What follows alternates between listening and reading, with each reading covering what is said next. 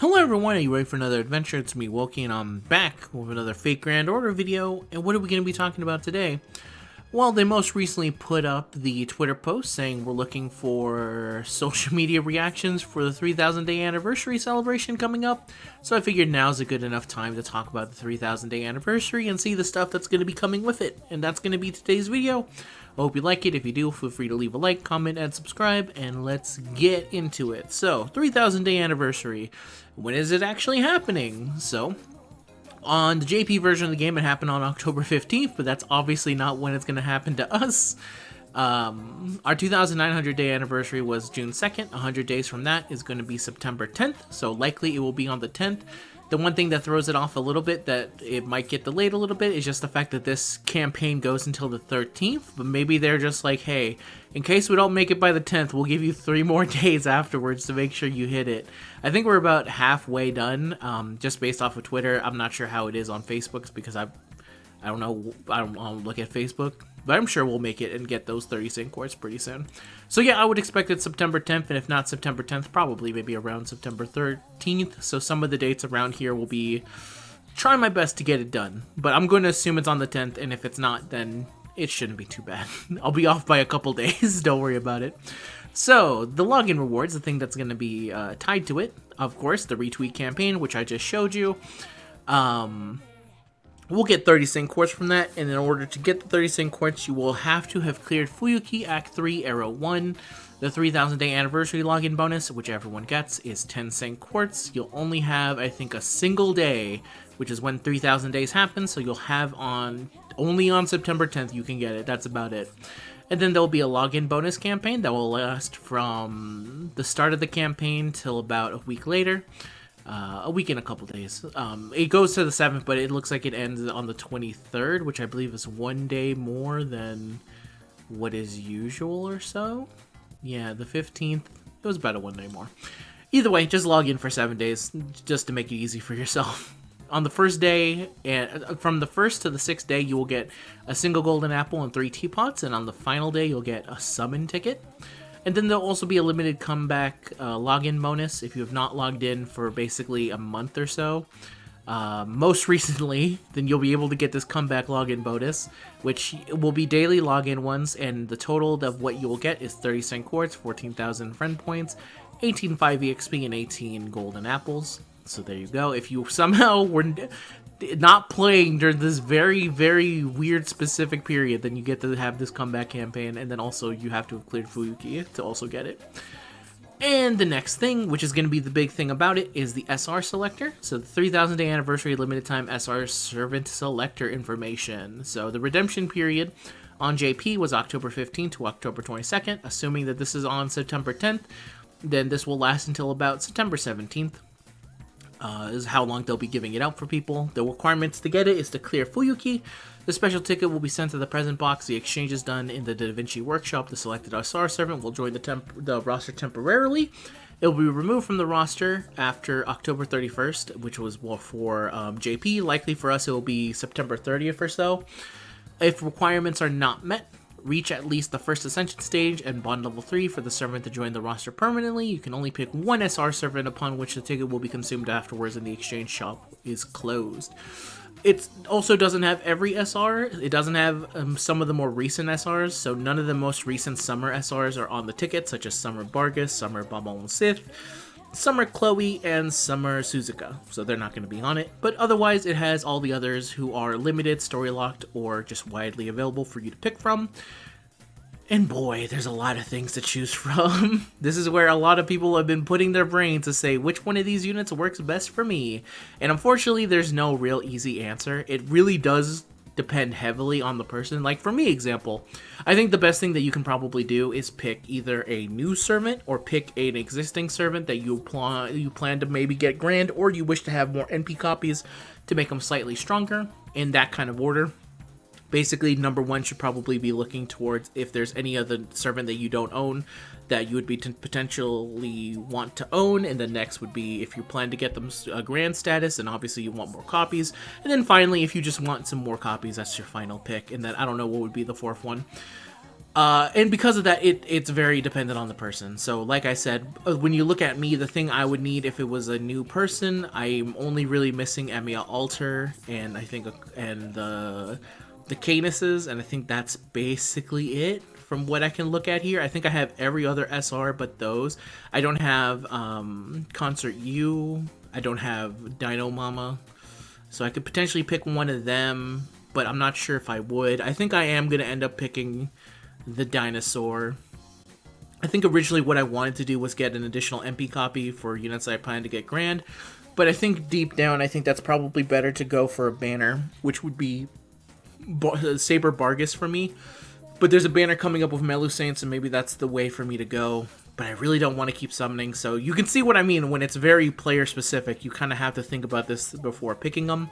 So it's going to be highly dependent on a lot of people. If you are a new player who just started the game, I think the best advice I'd have for you for who should you pick is to pick a servant that you think looks really cool. Maybe if you want to, if you care about how good they are. I don't think any SR here is so good that it outranks all the rest of them. There's definitely some that are a higher tier of stronger, but I don't think there's very many bad picks outside of maybe Steno, I think, who's on here, who's a very old unit. But even then, it's likely just due to they're old and stuff like that, so I don't know. But if you're super interested in Steno and the way she looks, and you're like, actually, I didn't play during the early days of the game, and she's been buffed since then, so maybe you have a different appreciation for her compared to me. A lot of my negativity towards Steno comes from being a day one player, and her showing up and kind of ruining a lot of things was always kind of a nightmare. But again, if you're a newer player, I think you should pick someone who interests you, who looks cool to you, that will get you to continue playing. I understand the need to want to pick units that you're looking for the future, but right now, if you're so new and you don't even know if you'll continue playing the game, then what's the point of picking a character that will be really good for you once you get for future servants down the line if you don't even plan to continue playing the game? So just pick someone who looks like it'd be fun to use for you and go from there. For people who are already into the who are deeper into the game, you likely have a better idea of who you're going to pick over me. And finally, for the people who are super undecided and they're like, no, Wokey, I need you to tell me absolutely everything you can about every single one of these servants, I'm working on a video about that. It should hopefully release before this comes out, but it's taking me a while because I am talking about every single one of these units to a certain degree to talk about how I feel about them and how good or bad they are, and yeah, that's going to take a while. There's a lot of these fucking servants. I really don't think that there's a need to go that deep into it for this. I really do think just go with your heart and you'll be fine. But if you need that little bit of extra logic, I will provide it to you, just not in this video, and we'll go into it at a further date. Now let's continue on. There are mission lists related to the SR selector, and this is why I think you have to actively try to not have this unit join your roster. It's so unbelievably easy. First of all, getting First Ascension in Bond level 3, that's easy. But also there's a bunch of missions that require you using them, and to get all the missions you have to get them at least Bond level 5, and you have to use their NP. So it's like, come on, man. If you somehow missed out on this servant, that's your own damn fault. Also, if you already own the unit and you're going to use them for an NP copy, then you don't have to worry about it. They'll already join your roster as soon as you get them, because likely you're just going to be using them for a copy anyway. But let's go on. So the anniversary limited time missions are this. Clear any 1 quest with the exchange 4-star servant, will give you 5 EXP. Clear 3 quests with them, you'll get 5 EXP. Clear any 5 quests with them, and that's 1 million QP. Clear 10 and you'll get 1 Saint Quartz. Exchange the SR servant. The exchanged SR servant reaches level 40, you'll get 5 foe for both HP and attack. Get them to 50, 60, and 70, and you'll get 5, 5, 5 again, so you'll get a grand total of 20 silver foes for HP and attack, which is enough to get them to 1,000, 1,000. And then if you get them to when you get them to level 80, not if, when you get them to level 80, you'll get 2 golden foes, 1 for HP and 1 for attack. When you reach their final ascension, you'll get 1 Saint Quartz. When you level up their skill to level 2, you get 1 million QP. If you get a servant to skill level 3, that's another single quartz. If you get them to bond level 2, that's 5 Saint, not 5 Saint Quartz, it's 5 experience cards, excuse me. Get them to bond 3, it's 1 million QP. Get them to bond level 4, that's 1 Sync Quartz. Get them to bond level 5, it's 2 Sync Quartz. Use their Noble Phantasm a single time, 5 EXP. Use their Noble Phantasm 2 times, it's 1 million QP. Use their Noble Phantasm 3 times, that is 2 Sync Quartz. And then finally, if you go to My Room and play one of their My Room lines, you'll get a single Sync Quartz. And I think this is the first time I've ever seen a mission that said, hey, go to My Room and click on them so you can hear their voice. After the dialogue is finished, you go back to the terminal and you get to, the mission will be updated and you'll get your Sync Quartz. Easy enough stuff. Other campaigns related to it, 2 times EXP gain when leveling up the Exchange SR Servant. So I would, if you're really looking to get someone to level 120, this would likely be a very good time to get them there. Which I should probably think about that before I make my decision. No, I'm going to stick with Dino Mom. I don't care. The other problem is that it's actually very hard to get a 4-star servant to level 120. It's a big pain in the ass. Huge pain in the ass, if I'm being honest with you. That's why if you still have the ability, if you can take advantage of the times 2 EXP, you probably should. But it is a big pain to get a bunch of copies of 4-stars, so not a lot of 4-stars, unless they are free to play, are able to get to a level 120 from the get-go. You also get a damage bonus on all of them. On all quests for that exchange 4-star, you'll get 50% extra bonus damage if you're doing main story, the main story quest, or an event quest, whichever one of them. Ember Gathering daily quest for training field daily quests will also be open for all for a limited time, about a week. These should last a week, except for the damage bonus on all quests, which will likely go into... This one went into November, so this will likely go into October for us. God damn, it's a long time to get that bonus damage on that servant. Very nice, actually. And yeah, that's the basic campaign. Pretty easy stuff. And now let's talk about the banner, because there's 2 banger-ass banners. One that features Castoria and another one that features Morgan. We'll get Morgan first, which is going to be the only one that we're going to talk about in this video. I'll save Castoria for another video, mainly because I'm afraid of this video going super long, and I already feel like it's probably going to hit 20 minutes, but if it's below 20... great. But yeah, we'll talk about Castoria in a later video. If you don't already know, Castoria is amazing, but I could save that for another video. Don't worry about it. Morgan, she goes first. She's here on the day that it releases, which will be the 10th, and then 2 days later is Castoria. The rate up craft essences are Springtime Koto Springs, increases arts performance by 10%, increases MP generation rate by 10%, and overcharges the MP by 2 stages, 1 time. And then the one for Morgan is likely Apex, which increases Buster performance by 8%, starts battle with 40% MP gauge, and then overcharges MP by 2 stages, 1 time.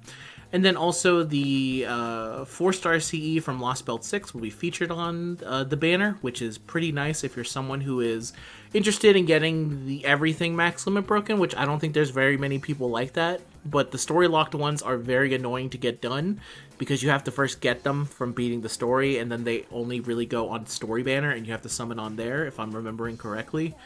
Let me see if it's true here. Yeah, yep, Locked Servant. Craft essences are locked till you complete Avalon the Fae, and they'll be added to the summon pool once the quests are completed. Gain 10 crit stars, increases arts performance by 3%, and increases NP damage by 5%, and it's, of course, a lovely memento to a fantastic story, which is Lost Belt 6. And now, let's talk about Morgan. Morgan, she is a limited servant. She is a berserker. She has 1 quick, 2 arts, 2 buster, 4 hits on quick, 3 hits on arts, 3 hits on buster, 5 hits extra. Her first skill is Charisma of Desire B, increases party's attack for 3 turns, charges on NP gauge, and then reduces all enemies' defenses for 3 turns, 20% to attack, 30% to NP, and 30% down to defense on a cooldown of 6. Her second skill is Protection of the Lake Sea, and the name of it changes but not the effect after you have cleared Avalon Le Fae. Charges 1 ally's NP gauge, increases the party's NP generation rate for 3 turns, and the NP you gain, the charge to NP gauge is 20%, and the NP generation rate is 25% on a cooldown of 5. Lucifer, do you have a problem with that? My cat is currently meowing at me. Alright, Lucifer, if we can continue, Beyond the Furthest End A, grant self gut status for 1 time, 3 turns. Increases on critical star absorption for 3 turns, increases on critical damage for 3 turns, grants self-regeneration buff for 3 turns, reduces all enemies' attack for 1 turn every turn for 3 turns, reduces their critical attack chance for 1 turn every turn for 3 turns, and then gain crit stars. 3000 HP, 5000 to critical star absorption, 30% to crit damage, 20% attack lowering, 20% crit chance, and then crit chance lowering, I should say. And the stars you gain are 15, and this is on a cooldown of 7.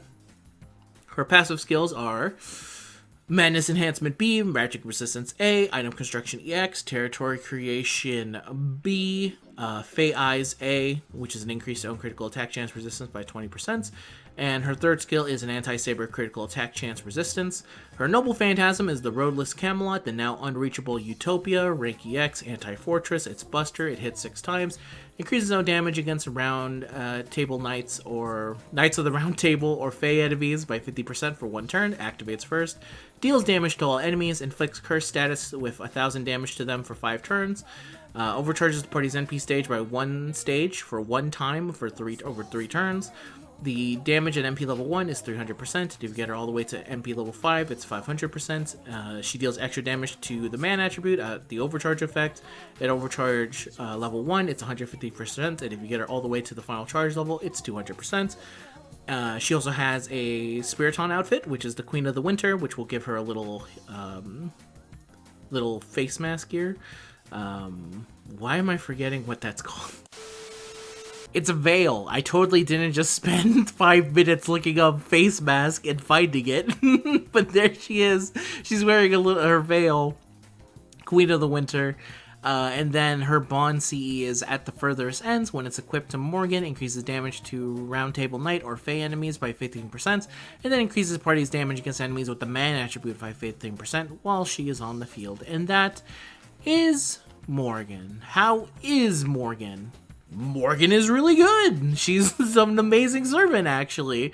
Her kit is very simple when you read it, but simple doesn't mean bad. Simple just means like this is a very easy to understand unit. She's effective at what she does. She's a Berserker AoE, so she's type effective against many units. If you want to use her for looping, she's perfectly acceptable at that. The one thing that's kind of a negative is that she only really has one skill that gives her more attack, which means that for Vich, you'll be able to get 20% attack, but you only get it twice. It's not the worst thing in the world, but it's perfectly serviceably okay.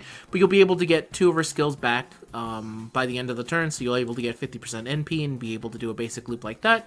She works very effective as a multi-core farmer because she's able to give a little bit of a boost to other people.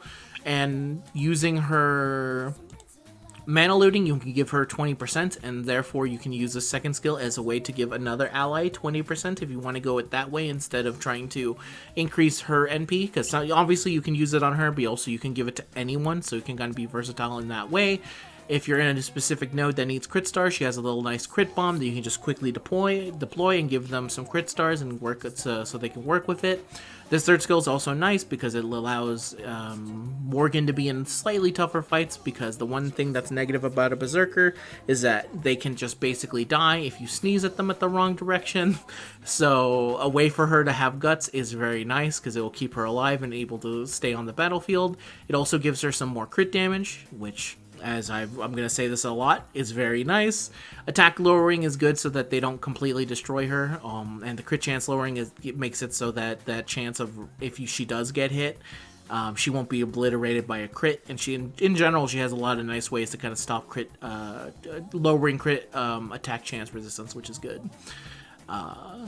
So yeah, very solid, very effective. This overall overcharge to party's NPs by 1 stage is also pretty nice, because even if you're using her in other content, like for whatever reason, even though Castoria is not her main support, if you were to use her together, you could use her Noble Phantasm 1, and then you could use Castoria next, and then her NP will be up by 1 stage, which will allow her to give more shields to the party. Very nice, very cool. Very solid unit. The one negative I've ever had with her, like for real, is in higher damage nodes, which are the fights where the HP is like 200,000 or so. she usually at MP level 1 has trouble dealing with them if they're not of the man attribute. If she's of the man attribute, she has a better chance of it, but if they're not, then she might fall as far as damage goes, which is to be expected. Because like I said, she is very versatile in a lot of things she does, but she doesn't really buff herself to a crazy amount. She's more about giving it a lot to everything and doing kind of other side things. So of course, if you go into a boss with 200,000 HP, you might struggle at NP level 1. That's understandable. You can fix that by just giving her more NP copies, or even in my case, for example, she's 1,000 HP attack foe, and she's level 90. I could just give her more levels. I could make her a higher level. I could give her golden foe to make up for that deficiency in attack and try working her that way. So it's not the end-all breaker of everything. So Morgan is a fantastic unit that is worth going for. The main trouble is a lot of people are going to run into is she's right next to Castoria. So that really hurts if you're a master who is already used to playing the game and you're missing both of them, because you're going to have to make the decision between Castoria and Morgan, and I feel like most of the time the answer is Castoria. If you're a new player, I think it's better to wait for Castoria, because the nice thing is that Castoria's banner, while it's ongoing, Morgan's will be here for a while. So you could go for Castoria, see if you get her, and if you get her, then maybe you can start going for Morgan, if that's your next plan to go ahead. If you still want to go it that way, I think Morgan will be pretty effective in a lot of for a lot of newer players, just because of how easy she is to use, and it's very helpful to have a unit like that. And being a berserker means she's going to be type effective against a lot of things outside of something like a foreigner or something like that. So she'll do you pretty good. She's a very, very, very good unit. And the bigger bummer here is for the people who really like Morgan and Castoria. They're right next to each other. So this is going to be a double dose of, holy fuck, this is bad for me as far as summoning goes. So I wish you the best of luck if you decide to go for her. I also assume a lot of people are super ready for Morgan and have a buttload of St. Quartz ready for her. But if you're someone who's not and you're like, should I just wait for her next banner? She'll be back next year in 2026, because we'll have a Lost Belt 6 event sometime in, I can go here. It'll be, I believe it was November in Japan. Yes, in Japan it was November, so we'll likely get it sometime near the end of October, which is around the time we get our yearly Morgan banner or sound. It's always around this year they bring her back. Thankfully, she's a fan favorite, so she always comes back. You don't have to worry about that. Another thing to look out for is for NA exclusively, we do have a banner that is on Thanksgiving. We never know what banners will appear on it, and I'm not saying she's guaranteed for it, but I'm saying it's possible she could be on it. I think so far they've avoided putting any of the big supports on it. It's usually fan favorites for the most part. There's no rhyme or reason behind it other than Skahawk gets to be on it, or a fan favorite gets to be on it. Like Kama, as you can see here, Gilgamesh and some other years. It's a very big assortment of units that we just don't know and we can't control. Morgan could appear on it. Usually they don't like to rerun units when they're so close to each other, but Morgan is the one exception, just because I think she's also the fastest limited 5-star to ever be brought back. So if NA so wants to bring her back, they'll bring her back, is what I'll say. So yeah, that's everything. Hopefully I've explained it enough, and we can end the video. We were almost there. I made it to just 2 minutes over 20 minutes. It's going to be 3 minutes because I'm talking more and it's elongating the video. But anyway, that's the end of the video, everyone. Thank you very much for watching. This one took a while for me to record just because there's a lot of stuff to cover, and there's a lot of stuff that I wish I could go deeper into detail, but I don't want the video to be like an hour long, like the 4-star selector is going to be when I finish that video. That video is going to be so insanely long, it's going to be insane. I'm trying to whittle it down as much as I can to make it digestible for some people, but it's tough. There's a lot to talk about in this game, and I like talking about it. So yeah, that's the end of the video. Thank you very much for watching. As always, if you want to show support, you can leave a like, comment, and subscribe. I'm getting pretty close to 5,000, which makes me extremely happy, because it's going to be pretty close to a year. It took me to get another 1,000 subscribers, which is insane, because it took me like 2 years to get. It used to take me like 2 to 3 years to get 1,000 subs, and now I'm getting them way faster, and I can only thank you guys for supporting me and helping me grow as well, because, you know, there's always ways for me to improve, and I'm always looking for ways for me to improve, and and you guys make it so I care more about it, and I keep wanting to improve and stuff like that. And now it's 24 minutes. So thank you very much, everyone. I'll see you guys in the next video. Till next time, peace out, have a good day, bye-bye.